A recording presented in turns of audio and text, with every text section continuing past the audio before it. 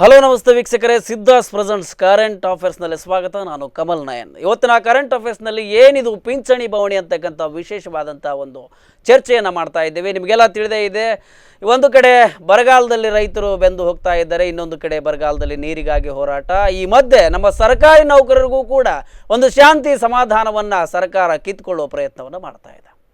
ಹಾಗಾದರೆ ಏನಿದು, ಯಾವ ವಿಚಾರವಾಗಿ ನಾವು ಇವತ್ತು ಮಾತಾಡ್ತಾ ಇದ್ದೇವೆ ಅಂತಕ್ಕಂಥ ವಿಶೇಷವಾದ ಕುತೂಹಲ ನಿಮಗಿದ್ದೇ ಇರುತ್ತೆ.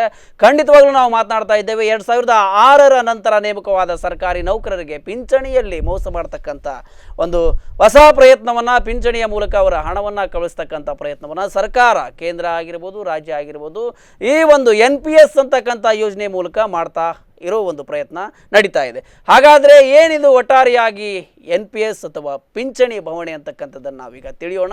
ಇವತ್ತಿನ ಈ ಕಾರ್ಯಕ್ರಮದಲ್ಲಿ ಈ ಒಂದು NPS ಪಿಂಚಣಿಗೆ ಬಲಿಯಾದಂಥ ನೌಕರರ ಪರವಾಗಿ ಅವರ ಅಳಲನ್ನು ನಮ್ಮೊಟ್ಟಿಗೆ ಹಂಚಿಕೊಳ್ಳಿಕ್ಕಾಗಿ ನಮ್ಮೊಟ್ಟಿಗೆ ನೆರೆದಿದ್ದಾರೆ NPS ಕರ್ನಾಟಕ ರಾಜ್ಯ ನೌಕರರ ಸಂಘದ ಜಿಲ್ಲಾಧ್ಯಕ್ಷರಾದಂಥ ರಾಘವ್ ಶೆಟ್ಟಿ ಅವರು. ಅವ್ರನ್ನ ಕಾರ್ಯಕ್ರಮದಲ್ಲಿ ವೆಲ್ಕಮ್ ಮಾಡ್ಕೊಳ್ಳೋಣ. ಸರ್, ಕಾರ್ಯಕ್ರಮದಲ್ಲಿ ಸ್ವಾಗತ. ನಮಸ್ತೆ. ಹಾಗೆ NPS ಕರ್ನಾಟಕ ರಾಜ್ಯ ಜಿಲ್ಲಾ ಸಂಚಾಲಕರಾಗಿ ರವಿ ಎಸ್ ಪೂಜಾರಿ ಅವರು ನಮ್ಮೊಟ್ಟಿಗೆ ನಡೆದಿದ್ದಾರೆ. ಅವ್ರನ್ನೂ ಕೂಡ ಕಾರ್ಯಕ್ರಮದಲ್ಲಿ ಸ್ವಾಗತ ಮಾಡ್ಕೊಂಡು. ನಮಸ್ತೆ. ಎಸ್ ಸರ್, ಕಾರ್ಯಕ್ರಮದಲ್ಲಿ ತಮಗೆ ಮತ್ತೊಮ್ಮೆ ಸ್ವಾಗತವನ್ನು ಮಾಡ್ತೇನೆ.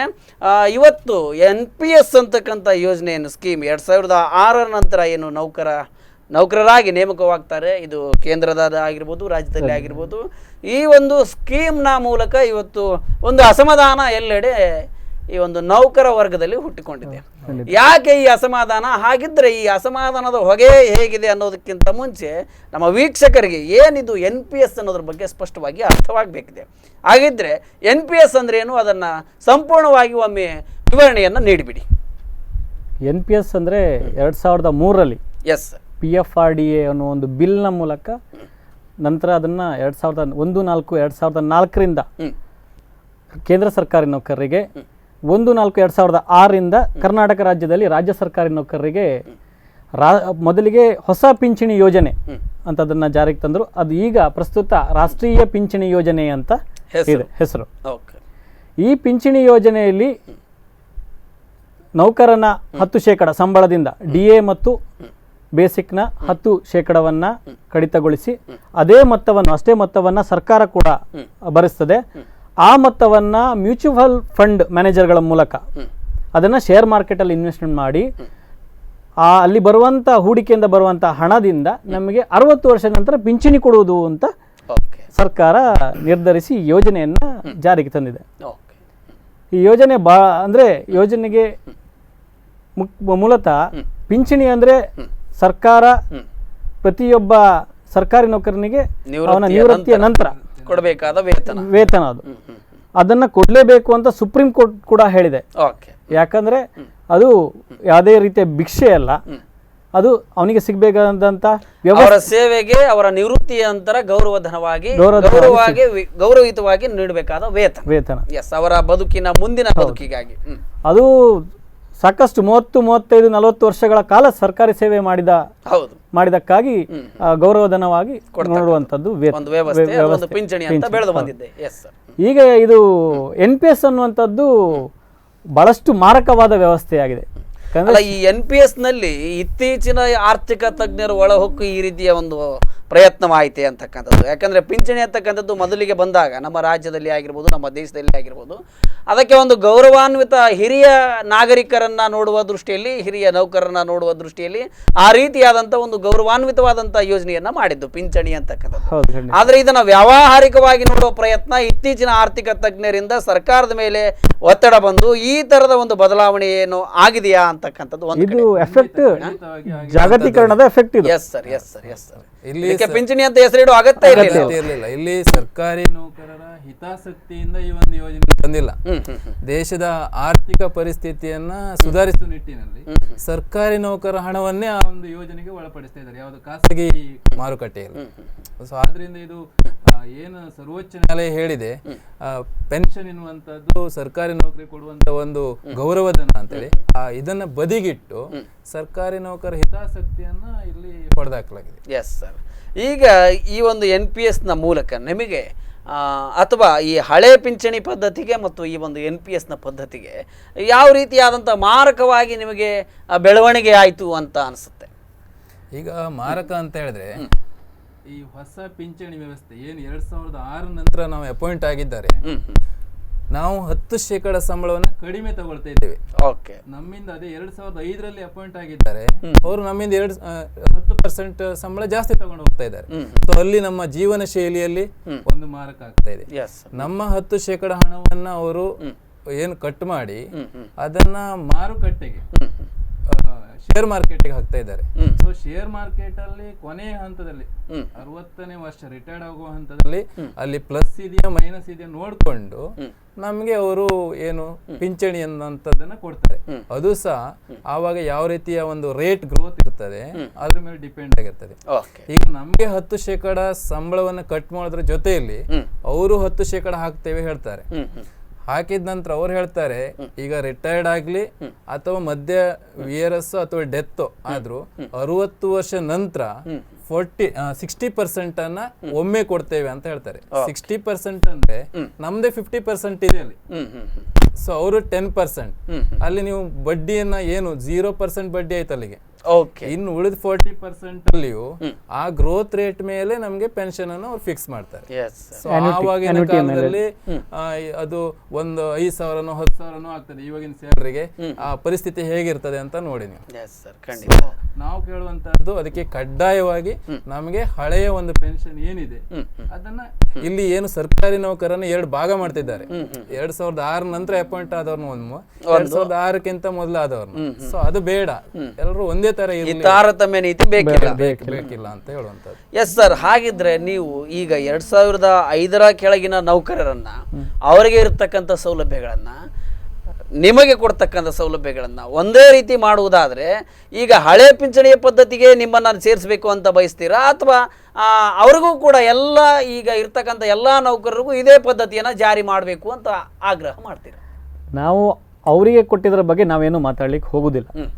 ಈ ನಮಗೆ ಅವ್ರ ಹಾಗೆಯೇ ಹಳೆ ಪಿಂಚಣಿ ಪದ್ಧತಿಯನ್ನು ಕೊಡಬೇಕು. ಯಾಕಂದ್ರೆ ನಮಗೆ ಹಳೆ ಪಿಂಚಣಿ ಮತ್ತೆ ಹೊಸ ಪಿಂಚಣಿ ಪದ್ಧತಿಗೆ ನಾವು ವ್ಯತ್ಯಾಸ ನೋಡ್ಲಿಕ್ಕೆ ಹೋದ್ರೆ, ಒಂದು ನಾವು ಸ್ಯಾಲರಿಲಿ ಕಡಿಮೆ ತಗೊಳ್ತಾ ಇದ್ದೇವೆ, ಎರಡನೇದಾಗಿ ಅವರಿಗೆ ಪೆನ್ಷನ್ ಗ್ಯಾರಂಟಿ ಇದೆ, ನಮಗೆ ಪೆನ್ಷನ್ ಗ್ಯಾರಂಟಿ ಇಲ್ಲ.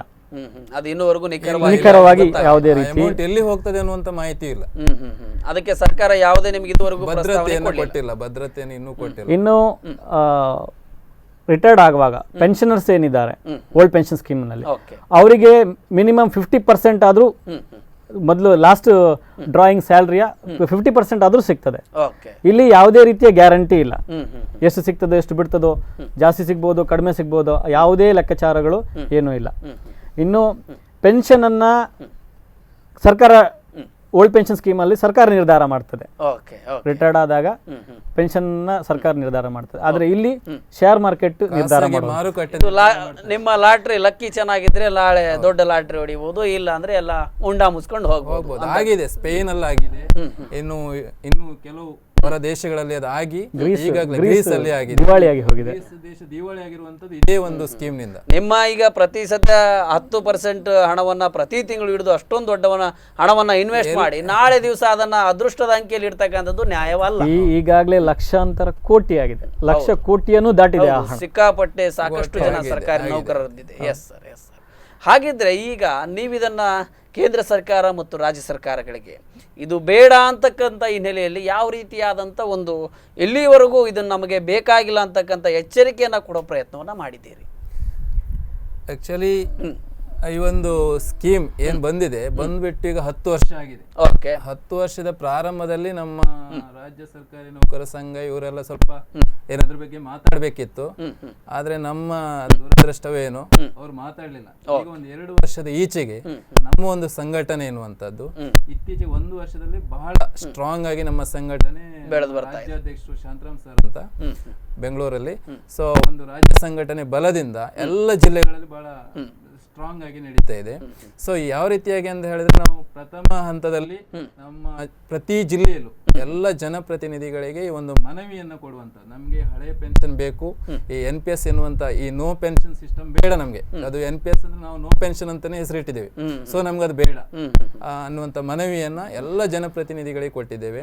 ಜನಪ್ರತಿನಿಧಿಗಳ ಮುಖಾಂತರ ಅದು ಮುಖ್ಯಮಂತ್ರಿಗಳಿಗೆ ಹಾಗೆ PM ಗೆ, ಪ್ರಧಾನಮಂತ್ರಿಯವರಿಗೆ ಮುಟ್ಟಬೇಕು ಅಂತ. ಹಾಗೆ ಎರಡನೇ ಸ್ಟೆಪ್ ನಲ್ಲಿ ನಾವು ತಹಶೀಲ್ದಾರು ಮತ್ತೆ ಜಿಲ್ಲಾಧಿಕಾರಿಗಳ ಮುಖೇನ ಒಂದು ಸಾಂಕೇತಿಕ ಧರಣಿಯ ಮುಖೇನ ಮಾನ್ಯ ಮುಖ್ಯಮಂತ್ರಿಗಳಿಗೆ ಮತ್ತೆ ಪ್ರಧಾನಮಂತ್ರಿಯವರಿಗೆ ಮನವಿಯನ್ನು ಕೊಟ್ಟಿದ್ದೇವೆ. ಆಮೇಲೆ ಇದು ಆಕ್ಚುಲಿ ಬಂದಿರುವಂತದ್ದು ಏಪ್ರಿಲ್ 1, 2004 ಅವರು ಒಂದು ಕಾರ್ಯಾದೇಶ ಮಾಡಿರುವಂತದ್ದು. ಸೊ ಆ ಒಂದು 10 ವರ್ಷ ಏನ್ ಮೊನ್ನೆ ಆಗಿದೆ 2016 ಏಪ್ರಿಲ್ 1ಕ್ಕೆ ಆ ದಿನವನ್ನು ನಾವು ಕರಾಳ ದಿನಾಚರಣೆ ಅಂತ ಆಚರಣೆ ಮಾಡಿ, ಆ ದಿನ ಏಕಕಾಲದಲ್ಲಿ ಎಲ್ಲರೂ ನಾವು ಒಂದು ಕಪ್ಪು ಬ್ಯಾಡ್ಜ್ ಅನ್ನು ಹಾಕೊಂಡು ಮಾನ್ಯ ಮುಖ್ಯಮಂತ್ರಿಗಳಿಗೆ ಮತ್ತೆ ಪ್ರಧಾನಮಂತ್ರಿಯವರಿಗೆ ರಾಜ್ಯಾದ್ಯಂತ ಸಾಧಾರಣ 1.5 ಲಕ್ಷ ನಾವು ಏನ್ NPS ಎಂಪ್ಲಾಯ್ಸ್ ಇದ್ದೀವಿ ಅಂಚೆ ಪತ್ರ ಬರೆದಿದ್ದೀವಿ, ಪತ್ರ ಚಳವಳಿ ಅಂತ ಮಾಡಿದ್ದೇವೆ. ಅದಕ್ಕೆ ಸರಿಯಾಗಿ ನಮ್ಗೆ ರಿಪ್ಲೇಸ್ ಇವತ್ತು ಒಂದು ನಾವು ಪೇಪರ್ ಅಲ್ಲಿ ಸಹ ಅದಕ್ಕೆ ಬಂದಿದೆ. ಅದಕ್ಕೆ ಒಂದು ಸ್ವಲ್ಪ ಮಟ್ಟಿಗೆ ಏನೋ ಪಾಸಿಟಿವ್ ರೆಸ್ಪಾನ್ಸ್ ಬರ್ತಾ ಇದೆ. ಇನ್ನು ಹಲವಾರು ಸ್ಟೆಪ್ಗಳನ್ನ ಮುಂದೆ ಯೋಜನೆ ಹಾಕೊಂಡಿದ್ದೇವೆ. ಎಸ್ ಸರ್, ಯಾಕಂದ್ರೆ ಈಗ 10 ವರ್ಷಗಳ ಕಾಲದಿಂದ ಸತತವಾಗಿ ಈ ಯೋಜನೆಗೆ ಆಗ್ಲೇ ನೀವು ಒಳಪಟ್ಟಿದ್ದೀರಿ. ನಿಮಗೆ ಹೇಳಿಯೋ ಕೇಳಿದೆಯೋ ಯಾರ ಸಲಹೆಯನ್ನ ಪಡೆದು ಯೋಜನೆಯನ್ನ ಮಾಡಲಿಲ್ಲ, ಅಥವಾ ಒಂದು ಸಮಿತಿಯನ್ನ ಮಾಡಿ ಈ ಒಂದು ಪಿಂಚಣಿ ಅಂತಕ್ಕಂಥದ್ದು ಇದರ ಅರ್ಥವೇನು ಅನ್ನೋ ಒಂದು ವಿಚಾರದಲ್ಲಿ ಒಂದು ಕೇವಲ ಒಂದು ಕಾರ್ಯಾದೇಶದ ಮೂಲಕ ಮಾಡಿದ್ದಾರೆ. 2004ರಲ್ಲಿ ನಮ್ಮ ರಾಜ್ಯದಲ್ಲಿ ಅದು ಇಂಪ್ಲಿಮೆಂಟ್ ಪಾಸ್ ಆಗಿರುವಂತದ್ದು, ಬಿಲ್ ಏನಿದೆ ಅದು ಪಾಸ್ ಆಗಿರುವಂತದ್ದು 2010ರಲ್ಲಿ 13ರಲ್ಲಿ ಪಾಸ್ ಆಗಿರುವಂತದ್ದು ಬಿಲ್ ಸಂಸತ್ತಲ್ಲಿ. ನಮ್ಮ ರಾಜ್ಯದಲ್ಲಿ 2009-10ರಲ್ಲಿ ಇಂಪ್ಲಿಮೆಂಟ್ ಮಾಡಿದ್ದಾರೆ. 2006ರಿಂದಲೇ ಇಂಪ್ಲಿಮೆಂಟ್ ಮಾಡಲಿಲ್ಲ. ಈಗ ಅರಿಯರ್ಸ್ ಅಮೌಂಟ್ ಅನ್ನು ಕೂಡ ಇವಾಗಲೇ ಎಟ್ ಎ ಟೈಮ್ ಕಟ್ ಮಾಡ್ತಾ ಇದ್ದಾರೆ. ಅದು ಸರ್ಕಾರಿ ನೌಕರಿಗೆ ಬಹಳಷ್ಟು ತೊಂದರೆ ಆಗ್ತಿದೆ. ಯಾಕಂದ್ರೆ ಅವರು 20% ಸ್ಯಾಲರಿನ ಇವತ್ತು ಕಳ್ಕೊಳ್ತಾ ಇದ್ದಾರೆ. ಅರಿಯರ್ಸ್ 10% ಪ್ಲಸ್ ಇವಾಗ ಪ್ರೆಸೆಂಟ್ 10%, ಟೋಟಲಿ 20% ಸ್ಯಾಲರಿಯನ್ನ ಕಳ್ಕೊಳ್ಳುವಂತ ಸಿಸ್ಟಮ್ ಆಗಿದೆ. ಇದು ನಿಜವಾಗ್ಲೂ ಆತಂಕ ಉಂಟು ಮಾಡತಕ್ಕಂಥ ಒಂದು ಸನ್ನಿವೇಶ ಆಗಿದೆ. ಯಾಕೆಂದರೆ ಈ ಒಂದು ಪಿಂಚಣಿ ಸಿಸ್ಟಮ್ ಏನಿದೆ ಇದು ನಿಮ್ಮ ನಿವೃತ್ತಿಯ ಬದುಕಿನ ನಂತರ ನಾಳೆ ನಿಮಗೆ ಸಹಾಯ ಆಗಬಹುದು, ಆಗದೆ ಇರಬಹುದು ಅಂತಕ್ಕಂಥದ್ದು ಹೆಚ್ಚಿನ ಅಂಶ ಆಗ್ಲಿಕ್ಕಿಲ್ಲ.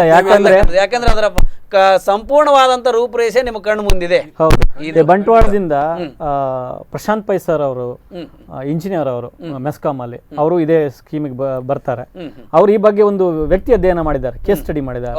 ಆ ಕೇಸ್ ಸ್ಟಡಿಯ ಪ್ರಕಾರ ನಾವು ಓಲ್ಡ್ ಪೆನ್ಷನ್ ಅಲ್ಲಿ ಏನು ಪೆನ್ಷನ್ ಪಡ್ಲಿಕ್ಕೆ ಸಾಧ್ಯ ಉಂಟು ಅದರ 70% ಕಡಿಮೆ ಪೆನ್ಷನ್ ಪಡೆಯುವಂತ ಪರಿಸ್ಥಿತಿ ಈ ಯೋಜನೆಯಿಂದ ಉಂಟಾಗ್ತದೆ. ಆವಾಗ ನಮ್ಗೆ ಸುಪ್ರೀಂ ಕೋರ್ಟ್ ಏನ್ ಹೇಳ್ತದೆ, ಸರ್ಕಾರಿ ನೌಕರ ಅವನು ಸೇವೆಯಲ್ಲಿರುವಾಗ ಯಾವ ರೀತಿಯ ಜೀವನವನ್ನು ನಡೆಸ್ತಾನೋ ಸೇವೆಯಿಂದ ನಿವೃತ್ತನಾದ ಮೇಲೂ ಕೂಡ ಅದೇ ರೀತಿಯ ಒಂದು ಜೀವನವನ್ನು ನಡೆಸಬೇಕಾಗ್ತದೆ. ಹೌದು, ಅಂತ ಪರಿಸ್ಥಿತಿಗೆ ಈ ಯೋಜನೆ ಚ್ಯುತಿ ತರ್ತದೆ. ಯಾಕಂದ್ರೆ 10,000 ರೂಪಾಯಿ ಪೆನ್ಷನ್ ತಗೊಳ್ಳೋನು 3,000 ರೂಪಾಯಿ ಪೆನ್ಷನ್ ತಗೊಂಡ್ರೆ 70% ಕಡಿಮೆ ಅಂದ್ರೆ 3,000 ರೂಪಾಯಿ ಪೆನ್ಷನ್ ತಗೊಂಡ್ರೆ ಅವ್ನು ಹೇಗೆ ಬದುಕುವುದು? ಹೌದು, ನಾಳೆ ದಿವಸ ಅವ್ರ 3,000ಕ್ಕೂ ಗ್ಯಾರಂಟಿ ಇಲ್ಲ, 3,000ಕ್ಕೂ ಗ್ಯಾರಂಟಿ ಇಲ್ಲ. ಯಾಕಂದ್ರೆ ಷೇರುಪೇಟೆ ವ್ಯವಹಾರಕ್ಕೆ ಒಳಗೆ ಆಗಿದೆ ಇದು. ಖಂಡಿತವಾಗ್ಲೂ ನೀವು ಜನಪ್ರತಿನಿಧಿಗಳ ಬಗ್ಗೆ ಮಾತನಾಡಬೇಕಾದ್ರೆ ವೀಕ್ಷಕರ, ಇವತ್ತು ಬಹಳ ಮುಖ್ಯವಾಗಿ ಇತ್ತೀಚಿನ ಒಂದು ಬೆಳವಣಿಗೆಯಲ್ಲಿ ನಾವು ಕೇಳಿದ್ದೇವೆ, ನೋಡಿದ್ದೇವೆ, ವರದಿಯಲ್ಲಿ ನೋಡಿದ್ದೇವೆ, ಓದಿದ್ದೇವೆ ಸಾಕಷ್ಟು. 4ರಿಂದ 5 ವರ್ಷ ಸೇವೆಯನ್ನು ಮಾಡ್ತಕ್ಕಂಥ ಜನಪ್ರತಿನಿಧಿಗಳು ಅವರು ಎಂದು ಕಡಿದು ಮಣ್ಣು ಹಾಕ್ತಾರೆ ಅಂತಕ್ಕಂಥದ್ದನ್ನು ನಾವು ನೋಡಿದ್ದೇವೆ. ಅಂಥ ಜನಪ್ರತಿನಿಧಿಗಳು ಕೂಡ ನಮಗೆ ಒಂದು ಪಿಂಚಣಿ ಸೇವೆ ಬೇಕು ಅನ್ನೋದನ್ನು ನಾವು ಕೇಳಿದ್ದೇವೆ. ಅವರು 4ರಿಂದ 5 ವರ್ಷ ಸೇವೆಯನ್ನು ಮಾಡಿ ಹಗಲಿರುಳು ದುಡಿದು ಅಷ್ಟೊಂದು ದೊಡ್ಡ ಪ್ರಮಾಣದ ಸೇವೆಯನ್ನು ಮಾಡ್ತಾರೋ ಇಲ್ಲೋ ಗೊತ್ತಿಲ್ಲ. ಅಂಥವ್ರಿಗೂ ಕೂಡ ಪಿಂಚಣಿ ಸೇವೆ ಬೇಕು ಅನ್ನೋದನ್ನು ಒಂದು ಮಂಡನೆ ಮಾಡಿ ಅದನ್ನು ಪಾಸ್ ಮಾಡಿಕೊಂಡು ಈಗ ಅವರು ಜೀವನ ಪೂರ್ತಿ ಸರ್ಕಾರದಿಂದ ಪಿಂಚಣಿಯನ್ನು ಪಡೆಯುವ ಒಂದು ಯೋಜನೆ ಕೂಡ ನಮ್ಮ ದೇಶದಲ್ಲಿ ಜಾರಿ ಆಗ್ತಾ ಇದೆ. ಆಗಿತ್ತೇನೋ ಆಲ್ರೆಡಿ? ಎಸ್, ಅದು ಆಗಿದೆ ಕೂಡ. ಅಂಥವ್ರಿಗೂ ಕೂಡ ಪಿಂಚಣಿ ಬೇಕು, ನಿವೃತ್ತಿಯ ನಂತರ ಅದರ ಲಾಭಾಂಶವನ್ನು ಪಡಿಬೇಕು ಅಂತಾರೆ. ಆದರೆ ಅಂಥವರೇ ಈ ಒಂದು NPS ಅಂತಕ್ಕಂಥ ಸ್ಕೀಮನ್ನು ಜಾರಿ ಮಾಡಬೇಕಾದಾಗ ಯಾಕೆ ಸರ್ಕಾರಿ ನೌಕರರ ಒಂದು ಜೀವನ ದೃಷ್ಟಿಯನ್ನು ಅವರು ನೋಡಲಿಲ್ಲ? ಇದನ್ನು ಒಂದು ಅವರ ಹಣವನ್ನು 10-20% ಸ್ಯಾಲರಿಯನ್ನು ಪ್ರತಿ ತಿಂಗಳ ತೆಗೆದುಕೊಂಡು ಅದನ್ನು ಷೇರುಪೇಟೆಯಲ್ಲಿ ವಹಿವಾಟಿನ ಮೂಲಕ ವ್ಯವಹಾರವನ್ನು ಮಾಡಿ ಸರ್ಕಾರದ ಇನ್ನೊಂದಕ್ಕೆ ಬಳಕೆ ಮಾಡಿಕೊಳ್ಳುವ ದೃಷ್ಟಿಯಿಂದ ಕೆಟ್ಟ ರೀತಿಯ ಆರ್ಥಿಕ ವ್ಯಾವಹಾರಿಕ ತಜ್ಞರನ್ನ ಕರೆದುಕೊಂಡು ಬಂದು ಈ ರೀತಿಯ ಒಂದು ದಿವಾಳಿಕೋರತನದ ಯೋಜನೆಯನ್ನು ಮಾಡ್ತಾ ಇದ್ದಾರೆ. ಇದು ಇವತ್ತಿನ ಸರ್ಕಾರಿ ನೌಕರರಿಗೆ ಸಹಜವಾಗಿ ಒಂದು ದೊಡ್ಡ ಮಟ್ಟದ ಆತಂಕವನ್ನು ಸೃಷ್ಟಿ ಮಾಡುತ್ತೆ. Yes sir. ಹಾಗಾಗಿ ಈಗ ನಾವು ಪಿಂಚಣಿ ಅಂತಕ್ಕಂಥದ್ದು ಮಾತನಾಡಬೇಕಾದ್ರೆ ನಮ್ಮ ತಾತ ಮುತ್ತಾತಂದ್ರ ಕಾಲದಲ್ಲಿ ಒಂದು ಬ್ರಿಟಿಷರ ಕಾಲ, ಸ್ವಾತಂತ್ರ್ಯ ಭಾರತದ ನಂತರದಲ್ಲಿ ಪಿಂಚಣಿ ವ್ಯವಸ್ಥೆ ಪ್ರಾರಂಭ, ಅದಕ್ಕೆ ಪಿಂಚಣಿ ಅಂತ ನಿವೃತ್ತಿಯ ನಂತರ ತಣ್ಣಗೆ ಆರಾಮಾಗಿರ್ತಾರೆ ಅನ್ನೋದೊಂದು ಎಲ್ರಿಗೂ ತಕ್ಷಣಕ್ಕೆ ಸಹಜವಾಗಿ ಮೂಡ್ತಕ್ಕಂಥ ಭಾವನೆ. ಆದರೆ ಈಗಲೂ ಕೂಡ ಎಷ್ಟೋ ಜನರಿಗೆ ಸರ್ಕಾರಿ ನೌಕರಿಯ ಮಾರಾಯ, ಇವನಿಗೆ ಕನ್ಯೆ ಕೊಡುವ, ಮಗಳು ಕೊಡುವ, ಮದುವೆ ಮಾಡುವ ಅಂತ ಮಾತನಾಡ್ತಾರೆ. ಆದರೆ ನಿಜವಾದ ಸರ್ಕಾರಿ ನೌಕರರ ಈಗಿನ ಸದ್ಯದ ಪರಿಸ್ಥಿತಿ ಎಷ್ಟರ ಮಟ್ಟಿಗಿದೆ ಅಂತಕ್ಕಂಥದ್ದು ಬಹಳ ಶೋಚನೀಯವಾದದ್ದು. ಆ ರೀತಿಯಾದಂಥ ಶೋಚನೀಯವಾದಂಥ ವಾತಾವರಣವನ್ನು ನಮ್ಮ ಸರ್ಕಾರಗಳು ಈಗಾಗಲೇ ಸರ್ಕಾರಿ ನೌಕರರ ಮೇಲೆ ಒತ್ತಡವನ್ನು ಹೇರುವ ಮೂಲಕ ಈ ರೀತಿಯ ಪ್ರಯತ್ನವನ್ನು ಮಾಡ್ತಾ ಇದ್ದಾರೆ. ಹಾಗಿದ್ರೆ ಸರ್, ಬಹಳ ಮುಖ್ಯವಾಗಿ ಈಗ ಒಂದು ಸರ್ಕಾರಗಳು ಹೇಳ್ತಕ್ಕಂಥ ಮಾತುಗಳು ಒಂದು ಕಡೆಯಲ್ಲಿ, ಈಗ ಪಿಂಚಣಿ ಇರ್ಬೋದು, ಇನ್ನೊಂದು ಮುನ್ನೊಂದು ಸ್ಕೀಮ್ಗಳು ಇರ್ಬೋದು, ಇದರ ಜೊತೆಗೆ ಬೇರೆ ಬೇರೆ ಖಾಸಗಿ ವಿಮಾ ಸಂಸ್ಥೆಗಳ ಜೊತೆಗೂ ಕೂಡ ಒಂದಷ್ಟು ಇನ್ಫ್ಲೂಯೆನ್ಸ್ ಆಗ್ತಕ್ಕಂಥ ಪ್ರಯತ್ನಗಳು ನಡೆದಿವೆ. ನಿಮ್ಮ ಸ್ಯಾಲರಿಯಲ್ಲೂ ಅಲ್ಲಿಯೂ ಕೂಡ ಭಾಗ ಮಾಡ್ತಕ್ಕಂಥದ್ದು ಇನ್ನೊಂದು ಮುನ್ನೊಂದು ಆಗ್ತಾ ಇದೆ. ಈ ಹಿನ್ನೆಲೆಯಲ್ಲಿ ನೋಡುವುದಾದರೆ ಸರ್ಕಾರಗಳು ಕೆಲವೊಂದು ಭರವಸೆಗಳನ್ನು ಕೊಡ್ತಾ ಇದೆ ಅಥವಾ ಹೇಳಿಕೆಗಳನ್ನು ನೀಡ್ತಾ ಇದೆ. ನಾವು ಬೇಸಿಕ್ ಸ್ಯಾಲ್ರಿಯನ್ನು ಹೆಚ್ಚು ಕೊಡ್ತಾ ಇದ್ದೇವೆ, ಹಾಗಾಗಿ ನಾವು ಪಿಂಚಣಿ ಕೊಡುವ ಅಗತ್ಯವಿಲ್ಲ. ಇನ್ನು ಮುಂದೆ ಎಲ್ಲ ನಾವು ಖಾಸಗೀಕರಣ ಮಾಡುವ ವಿಚಾರದಲ್ಲಿದ್ದೇವೆ, ಎಲ್ಲ ಡಿಪಾರ್ಟ್ಮೆಂಟ್ಗಳನ್ನು, ಇಲಾಖೆಗಳನ್ನು ಖಾಸಗಿಗೆ ಕೊಡ್ತೇವೆ, ಹಾಗಾಗಿ ನಮ್ಗೆ ಈ ಥರದ ಪ್ರಶ್ನೆ ಬರೋದಿಲ್ಲ ಅಂತ ಹೆದರಿಕೆ ಅಥವಾ ಆತಂಕವನ್ನು ಸೃಷ್ಟಿ ಮಾಡ್ತಕ್ಕಂಥ ಹೇಳಿಕೆಗಳನ್ನು ಆಗಾಗ ಖಾಸಗೀಕರಣ ಮಾಡ್ತೇವೆ ಎಲ್ಲ ಡಿಪಾರ್ಟ್ಮೆಂಟ್ಗಳನ್ನು. ಈಗಾಗಲೇ KEB ಅಥವಾ ಈ ಒಂದು ಪವರ್, ಈ ಒಂದು ಏನು ವಿದ್ಯುತ್ ಆಗಿರ್ಬೋದು, ಇದರದ್ದು ಒಂದು ಸ್ವಲ್ಪ ಅಲ್ಲಲ್ಲಿ ಈ ರೀತಿಯ ಪ್ರಯತ್ನ ಆಯಿತು. ಈ ಹಿನ್ನೆಲೆಯಲ್ಲಿ ನೀವು ಇವರನ್ನ ಪ್ರಶ್ನೆ ಮಾಡುವಾಗ ಈ ಥರದ ಬೆದರಿಕೆಗಳಿಗೆ ನೀವು ಏನಾದರೂ ಎದುರ್ತಕ್ಕಂಥದ್ದು ಏನಾದರೂ ಬಂದಿದೆಯಾ? ಇಲ್ಲ ಸರ್, ಖಂಡಿತ ಆ ಬಗ್ಗೆ ಹೆದರ್ಕೊಂತ ಇಲ್ಲ. ಇನ್ನು ಎರಡನೇದಾಗಿ ಸಂಬಳ ಜಾಸ್ತಿ ಕೊಡ್ತಾರೆ ಅನ್ನುವಂಥದ್ದು ಅದು ಇಷ್ಟು ತನಕ ಕರ್ನಾಟಕದಲ್ಲಿ ಕನಸಿನ ಮಾತೆ. ಯಾಕಂದ್ರೆ ಕೇಂದ್ರದಲ್ಲಿ 7ನೇ ವೇತನ ಆಯೋಗ ಬಂದಿದೆ. ಈಗಾಗಲೇ ರಾಜ್ಯ ಸರ್ಕಾರಿ ಮತ್ತು ಕೇಂದ್ರ ಸರ್ಕಾರಿ ನೌಕರರಿಗೆ 40ರಿಂದ 100ರಷ್ಟು ವ್ಯತ್ಯಾಸ ಇದೆ. 60% ವ್ಯತ್ಯಾಸ ಇದೆ. 7ನೇ ವೇತನ ಆಯೋಗ ಇಂಪ್ಲಿಮೆಂಟ್ ಆದ್ರೆ ಅದು 109% ಡಿಫ್ರೆನ್ಸ್ ಬರ್ತದೆ. ಎಸ್ ಸರ್, ನಾವು ಜಾಸ್ತಿ ಕೊಡ್ತಾ ಇದ್ದೇವೆ ಅನ್ನೋದಕ್ಕೆ. ಎಸ್ ಸರ್, ನಮ್ಮ ಚರ್ಚೆಯನ್ನು ಮುಂದುವರ್ಸೋಣ, ಒಂದು ಚಿಕ್ಕ ಬ್ರೇಕ್ ತೆಗೆದುಕೊಳ್ಳೋಣ. ಎಸ್ ವೀಕ್ಷಕರೇ, NPS ಸ್ಕೀಮ್ ಅಂತಕ್ಕಂಥ ವಿಚಾರ ಏನಿದು ಪಿಂಚಣಿ ಬವಣೆ ಅಂತಕ್ಕಂಥ ವಿಚಾರದಲ್ಲಿ ನಾವು ಚರ್ಚೆ ಮಾಡ್ತಾ ಇದ್ದೇವೆ. ಸರ್ಕಾರಿ ನೌಕರರು ಎಷ್ಟರ ಮಟ್ಟಿಗೆ ಸುರಕ್ಷಿತವಾಗ್ತಾರೆ ಮುಂದೆ ನಿವೃತ್ತಿಯ ನಂತರ, ಅದಕ್ಕೆ ಎಷ್ಟರ ಮಟ್ಟಿಗೆ ಪೂರಕವಾಗಿ ಈ ಯೋಜನೆ ಇದೆ ಅಥವಾ ಎಷ್ಟು ಮಾರಕವಾಗಿ ಈ ಯೋಜನೆ ಇದೆ ಅಂತಕ್ಕಂಥ ವಿಚಾರದಲ್ಲಿ ನಾವು ಮಾತನಾಡ್ತಾ ಇದ್ದೇವೆ. ಇದನ್ನು ಮುಂದುವರ್ಸೋಣ. ಅದಕ್ಕಿಂತ ಮುಂಚೆ ಒಂದು ಚಿಕ್ಕ ಬ್ರೇಕ್.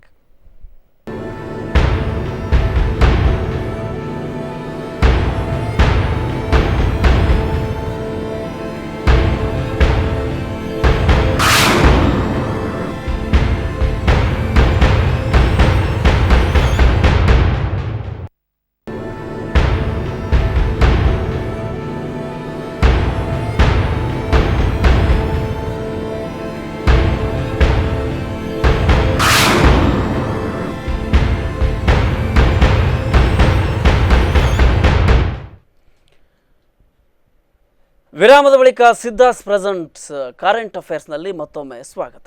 ಎಸ್ ವೀಕ್ಷಕರೇ, ಇವತ್ತು ಏನಿದು ಪಿಂಚಣಿ ಬವಣೆ ಅಂತಕ್ಕಂಥ ಒಂದು ಶೀರ್ಷಿಕೆಯಡಿ ಇವತ್ತೇ ಒಂದು ಕಾರ್ಯಕ್ರಮವನ್ನು ಮಾಡ್ತಾ ಇದ್ದೀವಿ. ಇವತ್ತು ಸರ್ಕಾರಿ ನೌಕರರನ್ನು ಎಷ್ಟೋ ಜನ ಆರಾಮವಾಗಿದ್ದಾರೆ, ಸುರಕ್ಷಿತವಾಗಿದ್ದಾರೆ, ಅವರಿಗೆ ಪಿಂಚಣಿ ಕೊಡ್ತಾರೆ.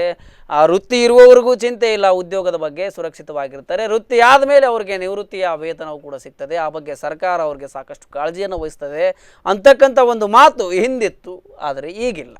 ಹಾಗಾದರೆ ಈ ಒಂದು ಪದ್ಧತಿ ನಮ್ಮ ಹಿಂದಿನಿಂದಲೂ ಸಂಪ್ರದಾಯ ಬೆಳೆದು ಬಂದಿತ್ತು. ಹಲವು ಬಾರಿ ಸರ್ಕಾರಿ ಶಿಕ್ಷಕರು, ಸರ್ಕಾರಿ ಇಲಾಖೆಗಳಲ್ಲಿ ಕಲಿತು ಬಂದಂಥವರು ದೊಡ್ಡ ದೊಡ್ಡ ವ್ಯಕ್ತಿಗಳಾಗಿದ್ದಾರೆ, ದೊಡ್ಡ ದೊಡ್ಡ ಸಾಧನೆಗಳನ್ನು ಮಾಡಿದ್ದಾರೆ ಅಂತಕ್ಕಂಥದ್ದನ್ನು ಕೂಡ ಕೇಳಿದ್ದೇವೆ. ಆದರೆ ಇದೀಗ ಸದ್ಯ ಸರ್ಕಾರಿ ನೌಕರಿಯನ್ನು ಆರಿಸಿಕೊಂಡು ಆ ಒಂದು ಮಾಧ್ಯಮಿಕ ಬದುಕಿನಲ್ಲಿ ಸರ್ಕಾರವನ್ನು ನಂಬಿಕೊಂಡು ಅವರು ಕೊಡ್ತಕ್ಕಂಥ ವೇತನವನ್ನು ನಂಬಿಕೊಂಡು ಬದುಕುವ ಸರ್ಕಾರಿ ನೌಕರರಿಗೆ ಸರ್ಕಾರಗಳು ಟಾಂಗ್ ಕೊಟ್ಟಿದ್ದಾವೆ. ಪಿಂಚಣಿಯನ್ನ ಹೆಸರಿನಲ್ಲಿ ಅವರಿಗೆ ಬೇರೆ ರೀತಿಯಾದ ಅವರ ಸಂಬಳವನ್ನು ದುಡಿಸಿಕೊಂಡು ಬೇರೆ ರೀತಿಯಾದ ಒಂದು ವ್ಯವಹಾರವನ್ನು ಮಾಡಿಕೊಳ್ತಾ ಇದ್ದಾವೆ, ಅದೇ ಹಣವನ್ನು ದುರ್ಬಳಕೆಯನ್ನು ಮಾಡಿಕೊಳ್ತಾ ಇದ್ದಾವೆ ಅಂತಕ್ಕಂಥ ವಿಚಾರವಾಗಿ ಇವತ್ತು ಚರ್ಚೆ ಆಗ್ತಾ ಇದೆ. ಬನ್ನಿ ಈ ಚರ್ಚೆಯನ್ನು ಮುಂದುವರಿಸೋಣ. ನಮ್ಮೊಟ್ಟಿಗೆ ಅತಿಥಿಗಳು ಮುಂದುವರಿತಾ ಇದ್ದಾರೆ. ಎಸ್ ಸರ್, ಹಾಗೆ ಬಹಳ ಮುಖ್ಯವಾಗಿ ಒಂದು ವಿಚಾರವನ್ನು ನಾನು ಕೇಳಬೇಕು ನಿಮಗೆ. ಇವತ್ತು NPS ಅಂತ ಏನು 2006 ನಂತರ ಏನು ಇಂಪ್ಲಿಮೆಂಟ್ ಆಗ್ತಾ ಬಂತು, ಇದಕ್ಕೆ ಆರಂಭಿಕವಾಗಿ ಮೊದಲಿಗೆ ಧ್ವನಿ ಎತ್ತಿದ್ದು ಯಾವ ರಾಜ್ಯದಲ್ಲಿ ಅಥವಾ ಎಲ್ಲಿ ಇದರದ್ದು ಸಂಪೂರ್ಣವಾಗಿದ್ದು ಚೀಟ್ ಆಗ್ತಾ ಇದೆ ಅಂತ ಗೊತ್ತಾಗಿದ್ದು ಹೇಗೆ ನಿಮಗೆ? ಇದು ಸರ್ಕಾರ ನಮಗೆ ಮೋಸ ಮಾಡ್ತಾ ಇದೆ ಅಂತ ಇಲ್ಲಿ ಗೊತ್ತಾಗಿದ್ದು ಈಗ ರೀಸೆಂಟ್ ಆಗಿ, ಅಂದ್ರೆ ಈ ಹಿಂದೆ ಕೂಡ ಹೋರಾಟ ಪ್ರಾರಂಭವಾಗಿದೆ. ಯಾಕಂದ್ರೆ ಯಾವಾಗ 2009ರಲ್ಲಿ ಇಂಪ್ಲಿಮೆಂಟ್ ಆಯ್ತು ಇದು, ಅದು ಹಿಂದಿನ ಇದನ್ನ ಸೇರಿಸಿ ಇಂಪ್ಲಿಮೆಂಟ್ ಮಾಡಿರುವಂತದ್ದು, ಕ್ಯಾಲ್ಕುಲೇಷನ್ ಮಾಡಿ ಅದನ್ನು ತರ್ಜುಮೆ ಮಾಡಿ ನೋಡಿದಾಗ ಎರಡಕ್ಕೂ ಕೂಡ ಹಳೆಯದು ಮತ್ತು ಹೊಸದಕ್ಕೆ. ಆ ಸಂದರ್ಭದಲ್ಲಿ ಕೂಡ ಹೋರಾಟ ಮಾಡಿದ್ದಾರೆ, ಸಣ್ಣ ಮಟ್ಟದ ಕೂಗು, ಡೆಲ್ಲಿ ಚಲೋ ಎಲ್ಲ ಮಾಡಿದ್ದಾರೆ. ಆದ್ರೆ ಈಗ ಇದು ಬಹಳಷ್ಟು ತೀವ್ರವಾಗಿ ಹೋರಾಟ ಪ್ರಾರಂಭವಾಗ್ಲಿಕ್ಕೆ ಕಾರಣ ನಿವೃತ್ತಿಯಾದವರು, NPS ಯೋಜನೆಗೆ ಒಳಪಟ್ಟು ನಿವೃತ್ತಿಯಾದವರು ಮತ್ತೆ ಈ ಯೋಜನೆಗೆ ಒಳಪಟ್ಟು ಮೃತರಾದವರು ಏನಿದ್ದಾರೆ ಅವರ ಫ್ಯಾಮಿಲಿ ಸುರಕ್ಷತೆ ಇಲ್ಲ, ಅವರಿಗೆ ಭದ್ರತೆ ಇಲ್ಲ, ಏನು ಸಿಗ್ಲಿಲ್ಲ. ಇವತ್ತೇ ಸಿಗ್ಲಿಲ್ಲ ಆದ್ರೆ ಇನ್ನು 60 ವರ್ಷದ ನಂತರ ನಮಗೆ, ಅಂದ್ರೆ ನಮ್ಮ 30 ವರ್ಷದ ನಂತರ ಇನ್ನು ಸಿಗ್ತದೆ ಅಂತ ನಾವು ಹೇಗೆ ಯಾವ ರೀತಿ ಭರವಸೆ? ಅಲ್ಲ, ನೀವು ಒಮ್ಮೆ ಪೇಪರ್ ಸ್ಟೇಟ್ಮೆಂಟ್ ನೋಡಿರ್ಬೋದು. ನಮ್ಮ ಇವರು ಶಿವಮೊಗ್ಗದವರು ಜಡ್ಜ್ ಒಬ್ರು ರುದ್ರಮೂರ್ತಿ ಅಂತೇಳಿ NPS ಯೋಜನೆಗೆ ಒಳಪಡ್ತಾರೆ. ಅವರು ಆಕ್ಸಿಡೆಂಟ್ ಅಲ್ಲಿ ಡೆತ್ ಆದ್ರು. ಸೊ ಅವರ ಹೆಂಡತಿ ಕೋರ್ಟಿಗೆ ಹೋದಾಗ ಅದಕ್ಕೆ ಮೀಡಿಯಾದವರು ಸರ್ಕಾರವನ್ನ ಕೇಳಿದಾಗ ಸರ್ಕಾರ ಒಂದು ಉತ್ತರ ಕೊಡ್ತದೆ, ಅವರು ನೂತನ ಪಿಂಚಣಿ ಯೋಜನೆಗೆ ಒಳಪಡ್ತಾರೆ, ಇದಕ್ಕೆ ಸರ್ಕಾರ ಪರಿಹಾರ ಕೊಡುವುದಿಲ್ಲ ಅಂತ. ಅಂದ್ರೆ ಅವರು ಅಲ್ಲಿ ನುಣುಚಿಕೊಳ್ತಾ ಇದ್ದಾರೆ.